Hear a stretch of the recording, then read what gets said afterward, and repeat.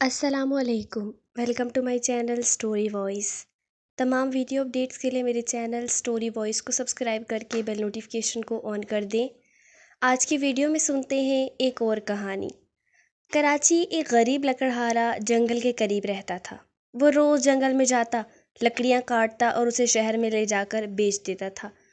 وہ اس سوچ کے ساتھ زمین بھی کھوتا تھا کہ کبھی شاید اس میں سے اسے خزانہ مل جائے اور اس کی زندگی سنور جائے۔ اسی امید کے ساتھ وہ روزانہ اپنے ساتھ جنگل میں بیلچا اور کلہاڑی بھی لے کر جاتا۔ ایک دن خزانے کی تلاش میں زمین کھودنے لگا۔ اچانک اسے ایک بہت بڑی دیگ نظر آئی۔ وہ اس دیگ کو دیکھ کر بہت خوش ہوا اور دل ہی دل میں سوچنے لگا، لگتا ہے اس دیگ کے اندر کوئی خزانہ چھپا ہوا ہے، جبھی تو اسے کسی نے جنگل میں درخت کے پاس زمین کھود کر دبایا ہوا ہے۔ وہ خوشی خوشی دیگ کی طرف بڑھا تاکہ اس کے اندر ہاتھ ڈال کر خزانے کو دیکھ سکے۔ اس نے جب دیگ میں ہاتھ ڈالا تو اسے پتہ چلا کہ دیگ اندر سے بالکل خالی تھی۔ اس نے غصے میں دیگ اٹھا کر درخت کے پیچھے رکھ دی۔ کچھ دیر وہ خزانے کی تلاش میں زمین کھودتا رہا لیکن اس کے ہاتھ کچھ نہ آیا۔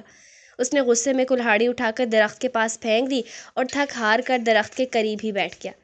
اچانک اس کی نظر دیگ پر پڑی۔ اس نے دیکھا کہ وہ کلہاڑی اس دیگ میں جا گری تھی اور اب دیگ میں 100 کلہاڑیاں موجود تھیں۔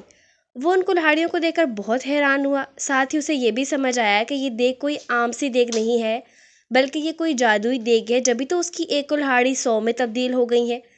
وہ خوشی خوشی اس دیگ کو اٹھا کر گھر لے آیا۔ لکڑہارے نے اس دیگ کو ایک کمرے میں چھپا دیا۔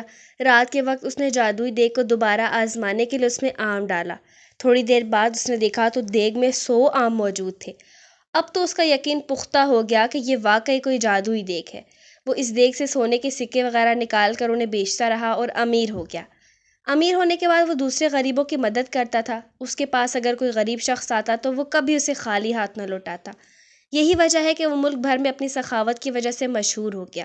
اس کے اچانک امیر ہو جانے اور جادوئی دیگ کی کہانی ہر جگہ پھیل گئی۔ اس ملک کے بادشاہ کے پاس بھی اس جادوئی دیگ کی خبر پہنچی۔ بادشاہ بہت لالچی تھا۔ اس کے پاس اپنا بہت سارا خزانہ موجود تھا، اس کے باوجود اسے مزید خزانے کی ہوس تھی۔ اس نے سوچا یہ دیگ اگر اسے مل جائے تو اس کے خزانے میں مزید اضافہ ہو جائے گا۔ اس سوچ کے ساتھ بادشاہ نے حکم دیا کہ لکڑہارے اور اس کی دیگ کو محل میں لایا جائے۔ خادم گئے اور بادشاہ کے حکم کی تکمیل کی اور لکڑہارے کو دیگ سمیت پکڑ کر لے آئے۔ لکڑہارے سے بادشاہ نے وہ دیگ لی اور اس کا معائنہ کرنے لگا۔ اچانک وہ اپنے قدم نہ سنبھال سکا اور اس کا پاؤں دیگ میں جا پڑا۔ جادوئی دیگ کی وجہ سے 100 بادشاہ نکل آئے۔ ایک جیسے 100 بادشاہ میں اصلی کون تھا؟ باقی سب جادوئی تھے۔ وہ سب دیگ کے حصول اور لالچ کی وجہ سے ایک دوسرے سے لڑنے لگے۔ یوں سب نے ایک دوسرے کو جادوئی دیگ کے لالچ میں قتل کر دیا۔ لالچ کی وجہ سے اصل بادشاہ خود بھی زندہ نہ رہا۔ لکڑہارے نے خاموشی سے اپنی جادوئی دیگ اٹھائی اور خاموشی سے گھر کی طرف چل دیا۔ نتیجہ: لالچ کرنا بری بات ہوتی ہے۔ اگر کسی کے پاس آپ سے زیادہ اچھی چیز موجود ہے تو آپ اس سے حسد نہ کریں بلکہ جو کچھ آپ کے پاس موجود ہے اس پر شکریہ ادا کریں۔